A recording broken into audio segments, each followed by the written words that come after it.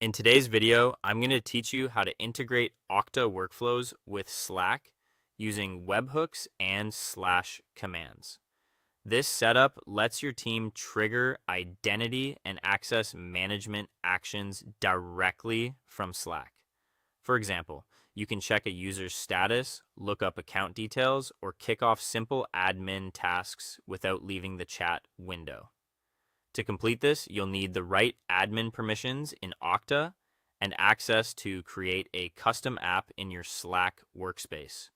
We'll begin in the Okta admin console. From there, go to the Workflows console and open the folder where you want this automation to live. Create a new flow, then in the When This Happens card, click Add Event. From the built-in triggers list, choose API endpoint. This is what allows Slack to send data into your workflow in real time. Next, open the settings on the API endpoint card and set the security level to Secure Client Token, or use Expose as Webhook, if that better matches your security policy. Once that's done, copy the generated invoke URL and the client token. These values are what connect Slack to your Okta workflow, so make sure you copy them carefully and store them securely. Now switch over to the Slack app developer portal in a new browser tab. Create a new app from scratch, give it a clear name, and choose the workspace where you want to use it. After the app is created, go to the basic information page, scroll to the Features section, and open slash commands. Create a new command and enter the command name you want your team to type in Slack. Then paste in the Okta Workflows invoke URL as the request URL.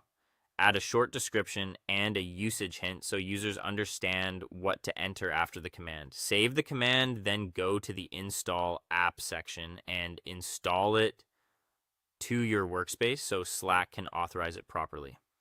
After that, return to Okta Workflows to handle the data Slack sends. On the API endpoint trigger card, configure the body output so it extracts the key called text. This field contains whatever the user types after the slash command. Drag from that text value and add an Okta action card, such as read user or find user. Map the text directly into the username search field so the workflow can use the Slack input as the lookup value. Then add an API return raw card or a Slack send message card to send a response back, such as a user status result. Save the workflow and make sure the flow is turned active. Finally, open Slack, go into any channel, type your slash command followed by a target email address and press enter. If everything is configured correctly, Slack will send the request to Okta Workflows and your identity